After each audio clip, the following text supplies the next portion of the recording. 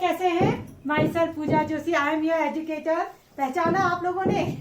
चलिए फिर आज शुरुआत करते हैं एक्सरसाइज 8.1। क्वाड्रिलेटरल चैप्टर हमारा चल रहा है। बहुत खूबसूरत सा, बहुत प्यारा सा चैप्टर है। जैसे आप लोग खूबसूरत हो वैसे ये भी खूबसूरत है कि नहीं है?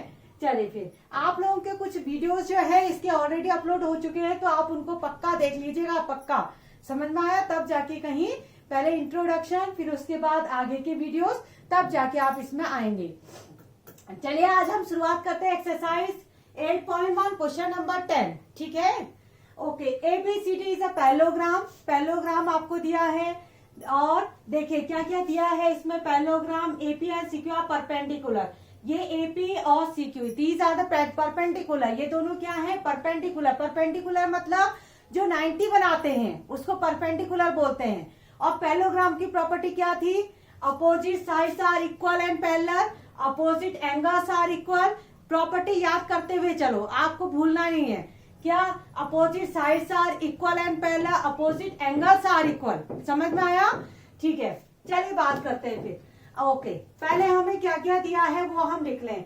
हमको दिया है ABCD इज अ पैलोग्राम, तो तब सबसे पहले गिवन में डालेंगे आप ABCD is a parallelogram. Okay, अच्छा। एंगल देख लीजिए क्या क्या दिए हैं। DCQ एंगल, DQC, ये एंगल की बात हो रही है ना, ये एंगल। और angle APB is equal to 90। ये दोनों 90 हैं। हमसे क्या कहा है? They have said that, show that. Oh god, मैं आधा क्वेश्चन मैंने लिखा ही नहीं, मुझे ऐसा लग रहा है। शो दैट, ये क्वेश्चन मैंने आधा लिखा ही नहीं, तो रुकिए एक मिनट। सबसे पहले मैं क्वेश्चन पूरा कर लूं। I forget to write full questions. ये हालत तो हमारी है। आप और हम सब सेम बोर्ड पे हैं। आप लोग भी ऐसे ही करते हो, मैं भी ऐसे ही करती हूँ। APB is congruent to CQD and AP is equal to CQ। ये हमें प्रूव करके दिखाना है। Show that. ठीक है, अब हम आंसर लिखते हैं। ओके, सबसे पहले given ABCD is a parallelogram. Parallelogram को शॉर्ट में ऐसे लिखते हैं, 2 लाइन बनाओ, ऊपर से GM लिख दीजिए। ठीक है, एंगल लिख दीजिए DQC is equal to angle APB। ये आपको दिया है 90 डिग्री। ओके, तो चलिए हमको सबसे पहले प्रूव करना है फर्स्ट पार्ट में APB कॉन्ग्रुएंट है। देखो APB और CQD, these two are congruent. ये दोनों ट्रायंगल क्या है? कॉन्ग्रुएंट है। ये आपको लिखना है। तो कॉन्ग्रुएंट है करने के लिए क्या करेंगे? कंडीशन लिखेंगे। चलिए, इन ट्रायंगल, इन दोनों ट्रायंगलों को ले लीजिए और कंडीशन लगा लीजिए। ठीक है, in triangle APB and triangle CQD, दोनों ट्रायंगल आपने लिए। ओके, उसके बाद कंडीशन क्या होगी? पहली condition, opposite sides are equal, AB is equal to CD होगा। AB is equal to CD। यहां पर आप लिखेंगे अपोजिट साइड ऑफ पैलोग्राम। लिखा आपने? ओके, अब नेक्स्ट क्या लिख दीजिए? एंगल लिख दीजिए। देखिए ये एंगल बोथ आर 90, तो आप लिखेंगे APB is equal to angle CQD is equal to 90। ये क्या लिखेंगे? इसको आप डाल दीजिए गिवन में। ये आपको मिला। ठीक, अब तीसरा कंडीशन सोचिए। देखो, साइड हमें मिली, एंगल हमें मिला, और तो हमें कुछ नजर ही नहीं आ रहा है इसमें। कैसे होगा? फिर सोचिए, छुपा हुआ चीजें हैं। देखो, ये है पैलोग्राम, अपोजिट साइड्स इक्वल और पैरेलल होती हैं। जब 2 लाइनें पैरेलल हो, एक अगर ट्रांसवर्सल हो, ये लाइन देखो ट्रांसवर्सल है, इसको कट करते हुए गई, तो ये जो लाइन है कट करते हुए गई, तो ये वाला एंगल, ध्यान दीजिए, ये एंगल इसके बराबर होगा। क्या होगा? Alternate interior angle. 2 lines are parallel, ये दोनों पैरेलल, ये ट्रांसवर्सल, तो ये एंगल आपस में बराबर, ये होगा ऑल्टरनेट इंटीरियर एंगल। तो आप लिखेंगे angle ABP is equal to angle QDC, ये लिखेंगे इक्वल, ब्रैकेट में लिखेंगे ऑल्टरनेट इंटीरियर एंगल। इसमें कुछ नहीं था, बस यही कंडीशन आपको ढूंढनी थी, बाकी सब तो मिला ही है आपको, समझ रहे हैं। देखिए ये दोनों हो गया, तो बाई कौन सा रूल, रूल बताइए, ये है SAS रूल। SAS रूल से ये दोनों आपका क्या हो गए, कॉन्ग्रेंट हो गए। APB is congruent to triangle CQD, दोनों कॉन्ग्रेंट हो गए, पहला पार्ट हमारा हो चुका है। ठीक, अब आता है सेकेंड पार्ट।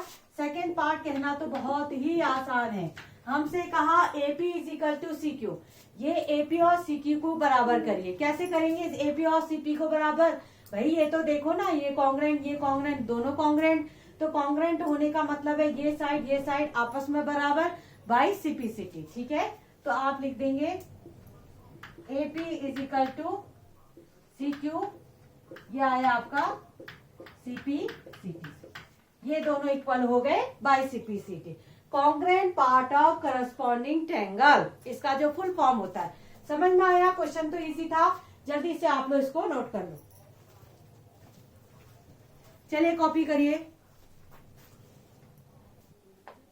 चलिए अब आता है क्वेश्चन नंबर 11। ठीक है, क्या कहता है क्वेश्चन नंबर 11, ये कहता है ABC एंड DEF।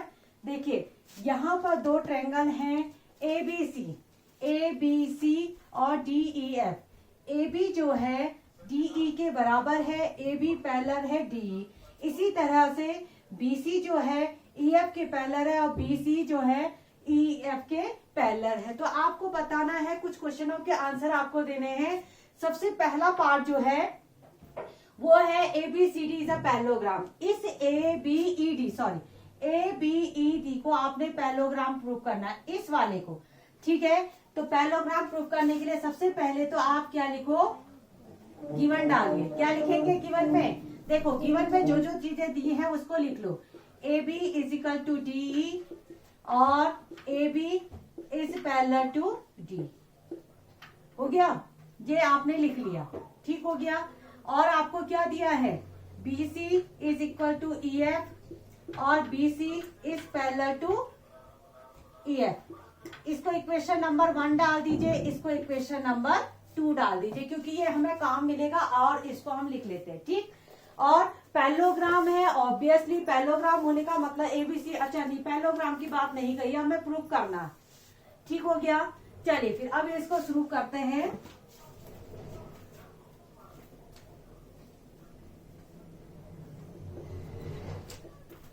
पहले पार्ट को हम प्रूव कर दें, बहुत सारे पार्टों में क्वेश्चन है, तो पहला पार्ट हम सॉल्व कर लेते हैं।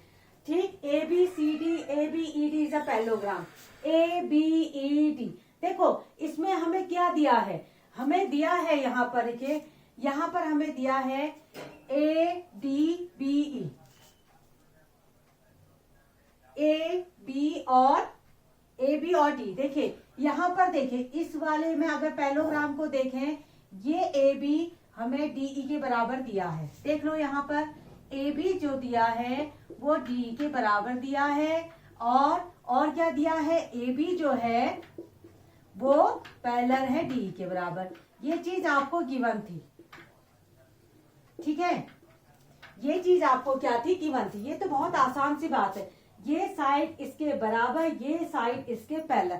जब भी एक जोड़ा one pair of opposite sides are equal and parallel, जब भी एक अगर पेयर आपका अपोजिट इक्वल एंड पैरेलल हो जाता है तो वहां पर वो पैरेललोग्राम प्रूफ हो जाता है। ज्यादा कुछ नहीं करना पड़ता, मतलब एक जोड़ा वन पेयर, आपको दोनों की जरूरत नहीं है। आपको ये साइड इसके इक्वल हो गए, ये साइड इसके पैरेलल हो गए, तो आपका काम बन गया। तो आप यहां पर लिखेंगे one pair of opposite sides are equal and parallel. समझ रहे हैं, पहले उसको कराने की कंडीशन क्या है, एक जोड़ा जो है, एक पेयर अपोजिट साइड्स को आप इक्वल एंड पैरेलल प्रूफ अगर कर देते हैं तो आपका पैरेललोग्राम ये हो जाता है। one pair of opposite sides are equal and parallel so that ABED is a parallelogram। हो गया, पहला पार्ट हो गया आपका। चलिए अब हम करते हैं नेक्स्ट पार्ट। बहुत आसान था, कुछ नहीं किया हमने। ये और ये साइड को इक्वल पहले से दिया था, हमने कुछ भी नहीं किया, हमने जो दिया है उसको लिख दिया हमने। ये ऑलरेडी आपको गिवन था, ये दोनों इक्वल और पैरेलल, तो हमने यहाँ पर लिख के नीचे रीजन दे दिया कि one pair of opposite sides are equal and parallel so that ABED is a parallelogram. ठीक है, पहला पार्ट क्लियर हो गया। अब हम करते हैं नेक्स्ट पार्ट। ठीक, नेक्स्ट पार्ट में हमको क्या करना है, देखिए पहला पार्ट हम कर चुके, अब हमें करना है नेक्स्ट पार्ट। तो यहां पर मैं इसको चेंज कर देती हूँ, ठीक है, इतना स्पेस होता नहीं है। तो अब हम करते हैं सेकेंड पार्ट। सेकेंड पार्ट क्या कहता है हमारा, सेकेंड पार्ट कहता है quadrilateral BEFC is a parallelogram। BEFC कहाँ है, BEFC ढूंढो, ये है BEFC। ये भी आपको बताना है पैरेललोग्राम है। कैसे करोगे, कैसे करेंगे, देखो इसमें भी बहुत आसान है, ये कंडीशन ऑलरेडी दी है। देखो यहां देखिए BC is equal to EF दिया है, ये BC इस EF के बराबर दिया है और ये दोनों पैरेलल भी दिया है। तो सीधे हम लिखेंगे BC is equal to EF और BC is parallel to EF। क्या हो गया, ये आपका गिवन में है, पहले से ऑलरेडी कंडीशन दिया, आपने कुछ नहीं किया। तो आप कह सकते हैं अगेन, फिर आप रीजन दे देंगे, one pair of opposite sides are equal and parallel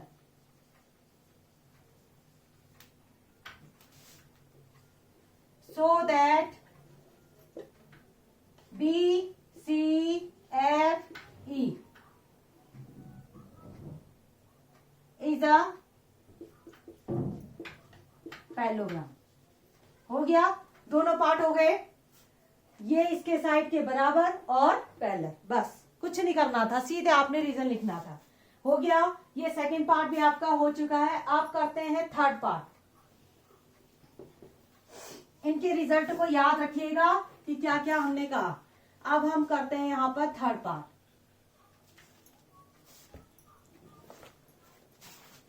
third part है हमारा, ये है AD is parallel to EF, sorry CF।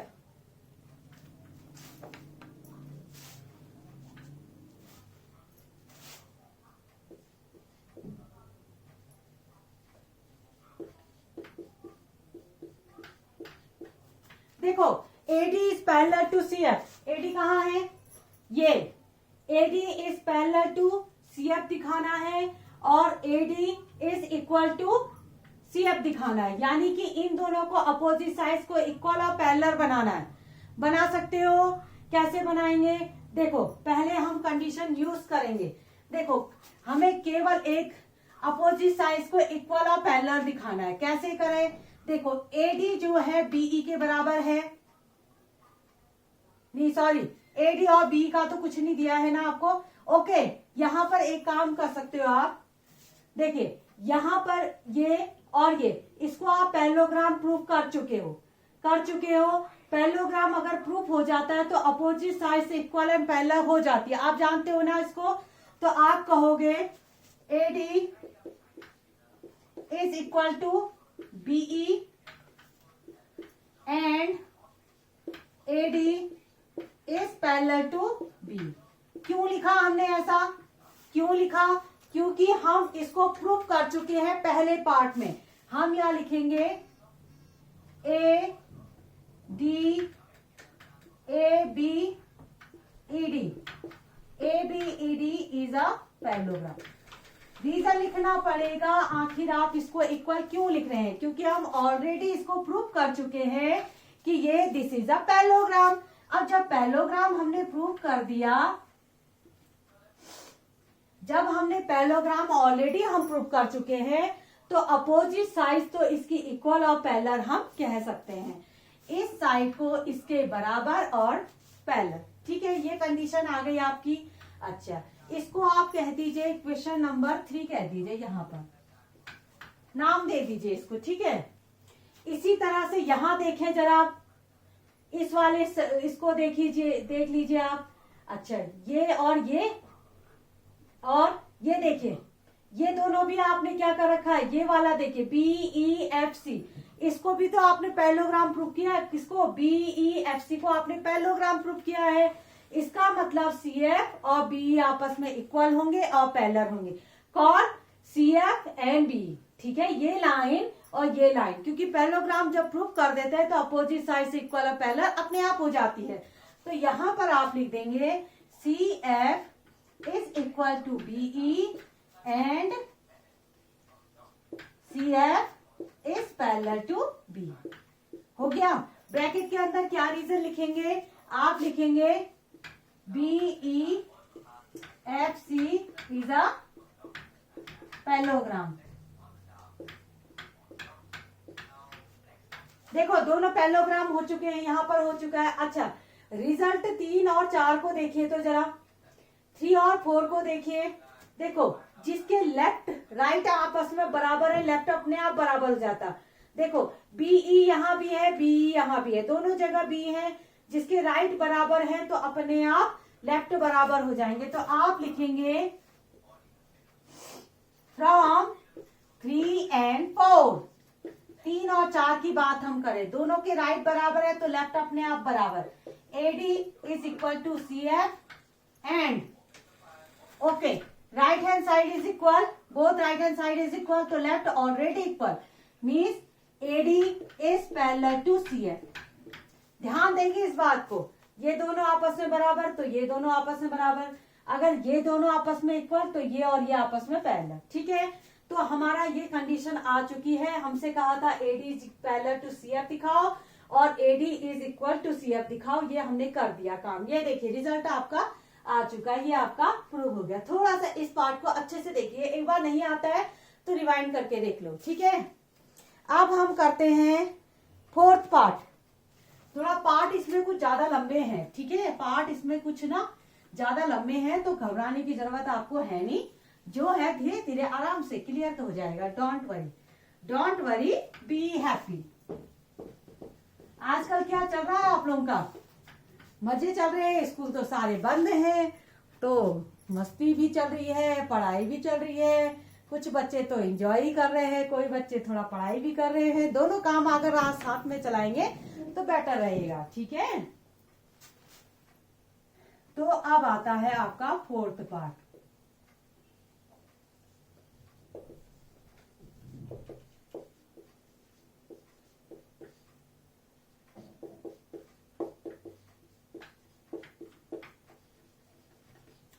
अब आपको प्रूफ करना है ACFD। कहाँ है ACFD? ACFD, ये तो बस हो गया थाली में रखे हुए खीर की तरह, जो आपने खाना ही खाना है। ये ऑलरेडी अपोजिट साइड्स को इक्वल और पैरेलल आप दिखा चुके हो, तो कोई कठिन चीज नहीं है। आप अभी कहोगे कि 3rd पार्ट में हमने इसी को अभी प्रूव किया था, AD is equal to CF और AD is parallel to CF। तो यहां पर आप लिखेंगे AD इज इक्वल टू, ये 3rd पार्ट में किया है हमने, AD is parallel to CF। ठीक है, यहां पर लिखो जस्ट प्रूव्ड, किया है ना, ये तो 3rd पार्ट में किया है, तो अब हमें कुछ करने की जरूरत ही नहीं है। तो हम क्या लिख देंगे, अगेन वही सेम लाइन रिपीट कर देंगे। 1 pair of opposite sides are equal and parallel है इसका ACFD।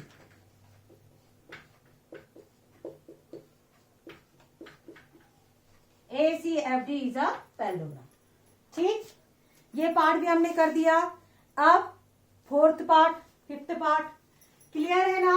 कोई दिक्कत तो है नहीं, ये मैंने करवा ही दिया था आपको, थर्ड पार्ट में प्रूव कर चुके हैं हम लोग, बस नीचे रीजन लिख दीजिएगा।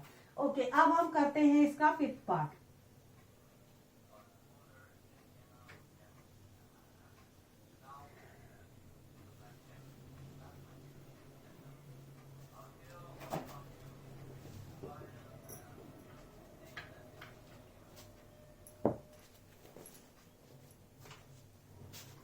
अब हम इसका फिफ्थ पार्ट लिखते हैं। फिफ्थ पार्ट क्या कहता है? AC is equal to DF। AC is equal to DF। AC कहाँ है, DF कहाँ है? AC is equal to DF। ये भी बहुत कुछ नहीं करना है, बहुत आसान। AC is equal to DF कह रहा है। अब AC सोच लीजिए, AC is equal to DF, ये तो पैरेललोग्राम प्रूफ कर ही चुके थे हम लोग, तो इसकी अपोजिट साइड तो इक्वल होगी होगी, तो यहां पर हम कर देंगे AC is equal to DF। यहां पर आप लिख दीजिए बिकॉज, लिख दीजिए, रीजन जरूर देना है, यहाँ बिना रीजन के कोई आंसर नहीं माना जाएगा। Because ACFD is a parallelogram. ठीक है, यहां पर एक रीजन और दे दीजिए, opposite side of parallelogram, opposite sides of parallelogram, और बिकॉज ये ACFD इज अ पैरेललोग्राम। ठीक हो गया, ये हमारा फिफ्थ पार्ट। अब हमारा बचता है six part, last part. ABC को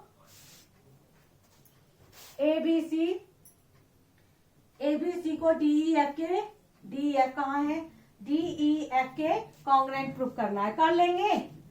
कर लेंगे, मुझसे पहले कर लो, चलो फटाफट, शाबाश, अच्छे बच्चे हो ना आप लोग। तो मुझसे पहले इसको सॉल्व कर लो। अब आपको इतना पढ़ा दिया है तो कम से कम इतना कॉन्सेप्ट आपको आना चाहिए कि किस तरह से हम इसको कॉन्ग्रेंट प्रूफ करें।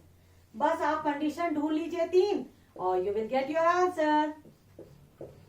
चलिए, मेरे लिखने से पहले आप इसको कर लेंगे। कैसे करेंगे?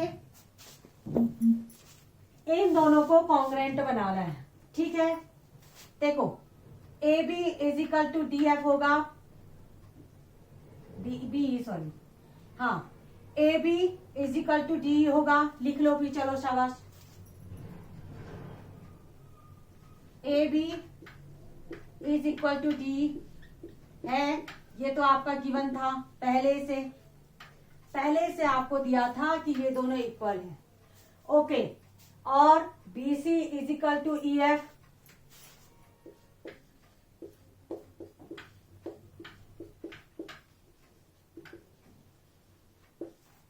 ठीक, ये भी आपको दिया था।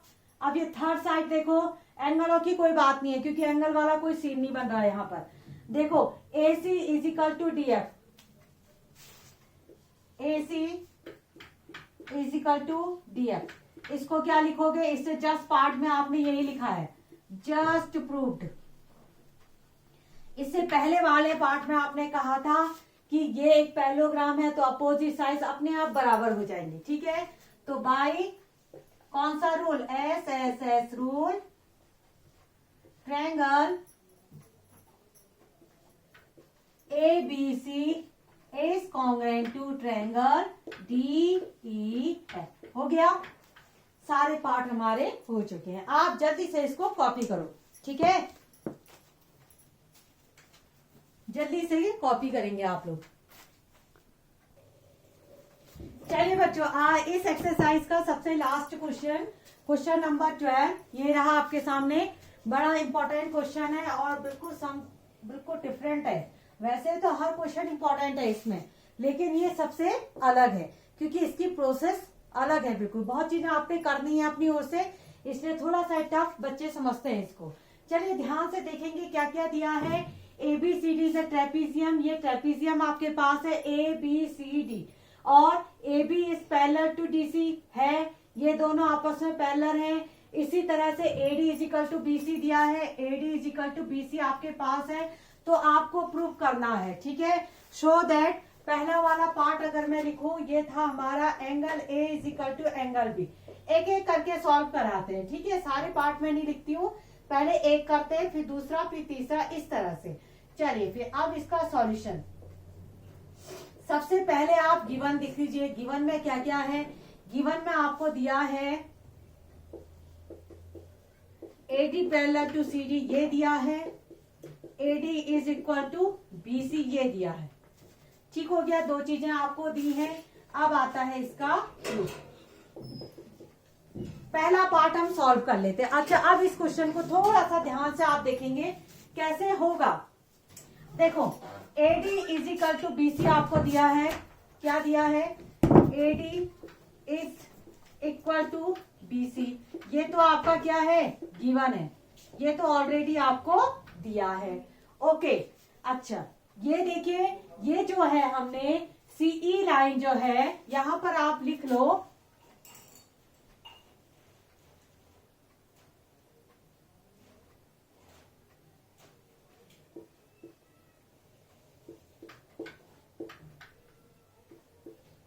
CE इज पैरेलल टू, ये जो क्या किया गया है, ये लाइन इसके पैरेलल यहाँ पर खींच दी गई है, समझ में आया।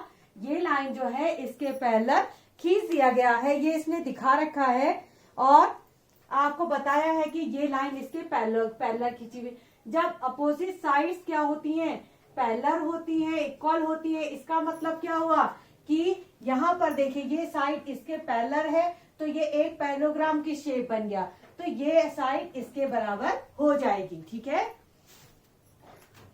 यहां पर आप लिखेंगे AD is equal to CE। ध्यान देना, क्यों लिखा मैंने ऐसा, यहां पर थोड़ा समझने वाली बात है।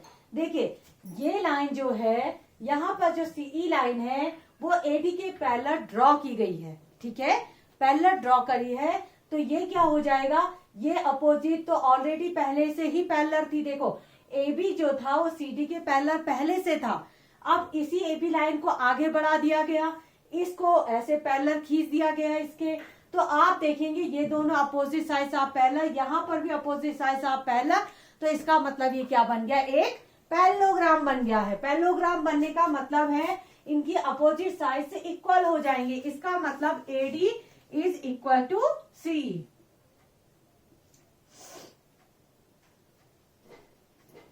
यहां पर आप लिख देना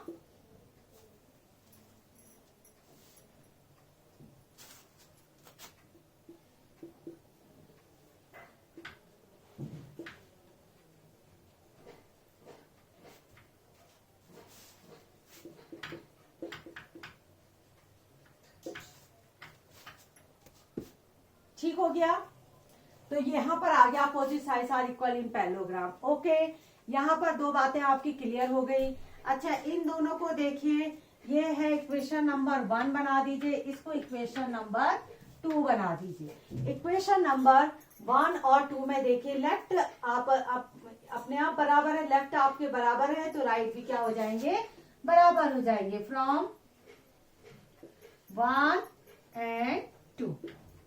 1 और 2 की बात करें तो BC is equal to CE हो गया है, BC is equal to CE, ये दोनों क्या हो गए, आपस में बराबर, ये दोनों आपस में बराबर। इसका मतलब क्या हुआ, जब दो साइडें इक्वल होती हैं किसी ट्रायंगल की, वह बन जाता है आइसोसेलेस ट्रायंगल। आइसोसेलेस ट्रायंगल की प्रॉपर्टी क्या होती है, उसके बेस के एंगल क्या होते हैं, बराबर होते हैं। इस चीज को ध्यान देना, ठीक है। तो यहां पर आप लिखोगे, आप लिखेंगे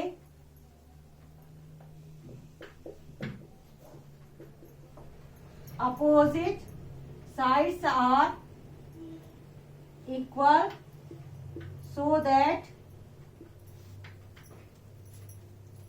triangle CBE is a isosceles triangle.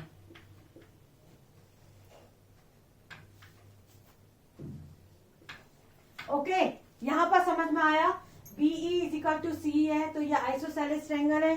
Isosceles triangle हो गए तो इनके बेस के एंगल क्या हो जाएंगे, बराबर हो जाएंगे। यानी कि इनको अब मैं एक्स एक्स से कह दूं, इसको एक्स और इसको एक्स बोल देती हूँ, ठीक है। कैलकुलेशन करते समय इजी पड़ेगा। आप लिखो C B E is equal to angle C E B is equal to x, ठीक है। दोनों के एंगल बराबर हो गए। और यहां तक क्लियर है कि नहीं है आपको? पहले आपने क्या कहा? आपने कहा कि ये और ये जो है पैरेलल है आपस में, ये और ये आपस में पैरेलल थी। जब इसको आगे बढ़ाया गया और ये इसके पैरेलल खींचा गया तो ये एक पैरेललोग्राम बन गया, ठीक है। तो यहाँ पर पैरेललोग्राम जब बन जाता है उसके बाद आप क्या कहेंगे कि ये साइड इसके बराबर और ये साइड इसके बराबर। तो यहां से इक्वेशन नंबर 1 और 2 से आपका काम हो गया। BC इजिकल टू सी हो गया। BC इजिकल टू सी मतलब ये एक आइसोसेलेस ट्रायंगल बन गया। आइसोसेलेस ट्रायंगल के बेस के एंगल क्या होते हैं? इक्वल होते हैं, ठीक है। ओके, यहां तक जल्दी से आप लोग कॉपी करो, यहां तक कॉपी करिए। अब मैं कराती हूँ इसका नेक्स्ट पार्ट, ठीक है।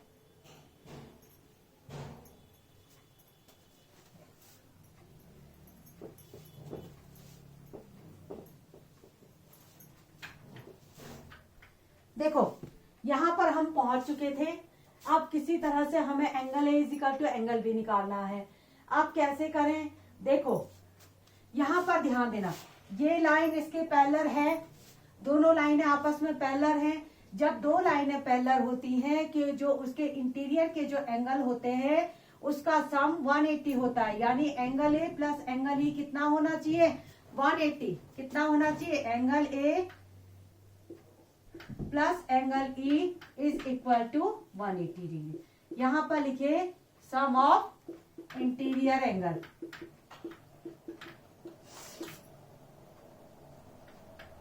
सम ऑफ इंटीरियर एंगल। अच्छा, यहां तक क्लियर हुआ? अच्छा, यहां पर देखिए बी में क्या है? एक लाइन है, स्ट्रेट लाइन। तो ये एंगल और ये एंगल, इन दोनों का सम कितना होना चाहिए? 180 होना चाहिए। तो यहां पर हम लिख देंगे एंगल बी प्लस, ये एंगल बी की बात कर रही हूं मैं, ये angle B plus angle x is equal to 180। ये आपका आ गया लीनियर पेयर। क्या आया? Linear pair. ओके, इसको आप कह दीजिए 1 2 हम कह चुके थे ना, इसको 3 इसको 4 कह दो। From 3 and 4, from 3 and 4। 3 और 4 की बात करो। देखो दोनों के राइट हैंड साइड बराबर तो लेफ्ट अपने आप बराबर। तो angle A plus angle E is equal to angle B plus angle x, ठीक है। Okay, angle A plus angle E. Angle E का वैल्यू देखो कितना है? एक्स है।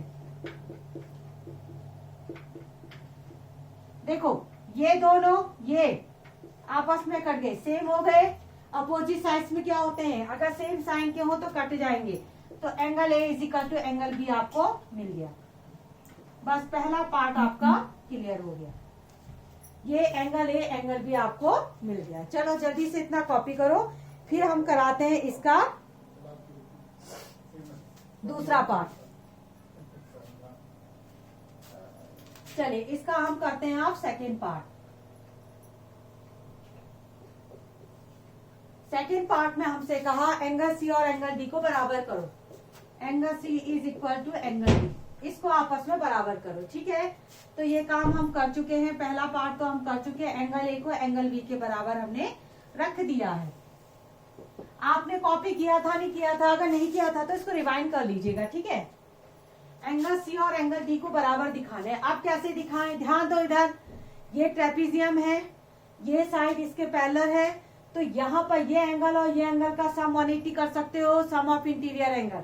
ये एंगल इस एंगल का सम कर सकते हैं 180, सम ऑफ इंटीरियर एंगल। तो यहाँ पर देखो angle A plus angle D is equal to 180। क्या लिखोगे? Sum of interior angle, sum of interior angle. ऐसे ही angle B plus angle C is equal to 180, sum of interior angle, ठीक है। अच्छा, दोनों का देखो राइट हैंड साइड दोनों के बराबर, तो लेफ्ट अपने आप बराबर हो जाएंगे। 3 4 हो गया था, अब 5 6 कर लो। फ्रॉम 5 and 6 देखो ये चीज ध्यान दिया कैसे किया, ये दोनों लाइनें आपस में पैरेलल है, ये ट्रांसवर्सल है, ये ट्रांसवर्सल है, तो इनके सम अंदर के जो एंगल होंगे उनका सम 180। ओके 5 और 6 को देखो राइट हैंड साइड बराबर, तो लेफ्ट अपने आप इक्वल हो जाएंगी। Angle A plus angle D is equal to angle B plus angle C. ठीक है, अब यहाँ पर रिजल्ट देखिए, एंगल ए एंगल बी आपस में क्या है, बराबर है। Angle A is equal to angle B है।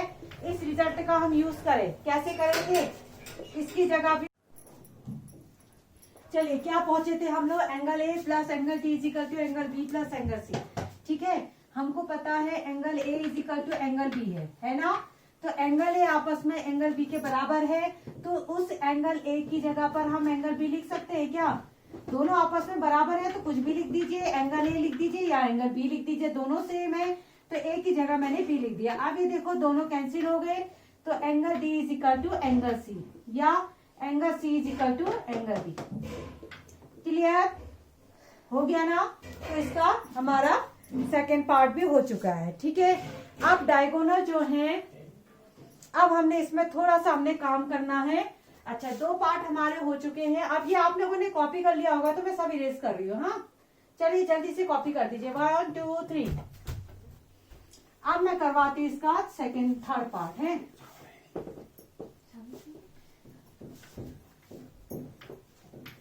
अब हम करते हैं इसका थर्ड पार्ट।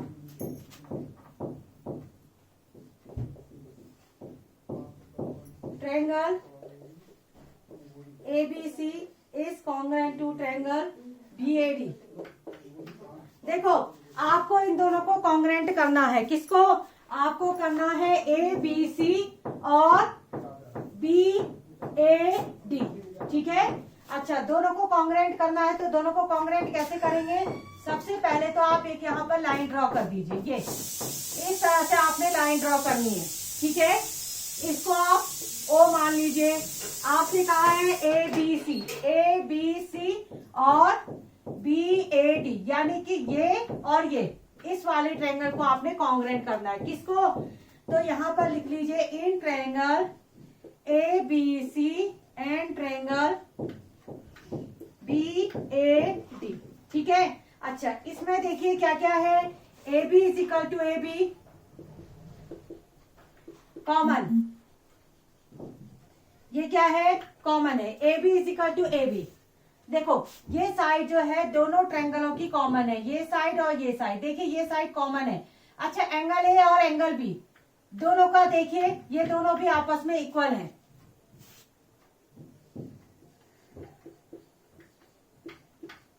ठीक हो गया, angle A is equal to angle B हमने ये प्रूव किया था।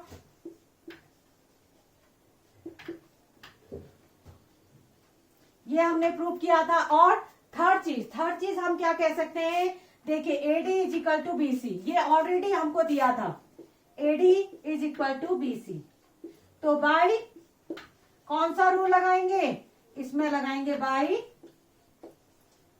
SAS rule.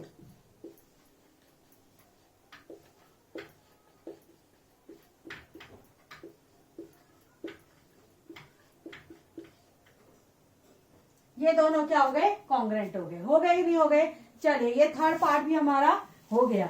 अब diagonal AC is equal to, देखिए यहीं पर करवा देती हूँ इसको क्योंकि वो बहुत छोटा सा पार्ट है। अब हमारा बचता है सबसे लास्ट पार्ट, हमसे कहा है डायगोनल AC और डायगोनल BD आपस में बराबर, AC is equal to BC। चलिए क्या था हमारा, यहाँ पर जो है डायगोनल AC, ठीक है, डायगोनल AC देखिए यहाँ पर देखिए आपसे कहा कि ये जो AC है ये BD जो होंगे आपस में इक्वल होंगे, क्यों होंगे, बाई सिम्प्लिसिटी ऑलरेडी आप यहाँ कॉन्ग्रुएंट प्रूव कर चुके हैं, तो करस्पॉन्डिंग साइज तो अपने आप इक्वल हो जाते हैं। ये क्या है, BD और AC क्या है, करस्पॉन्डिंग साइज है, इसलिए डायगोनल अपने आप इक्वल हो जाएंगे, ये हो जाएंगे CPCT से। ठीक है, तो आज के लिए इतना ही, नेक्स्ट टाइम इसके बाद की एक्सरसाइज मैं आपको करवा दूंगी। अगर वीडियो पसंद आया है तो क्या करेंगे, सबको पता है क्या करेंगे, वीडियो को लाइक शेयर और सब्सक्राइब करेंगे। ठीक है, चलिए आज के लिए इतना ही। Okay bye.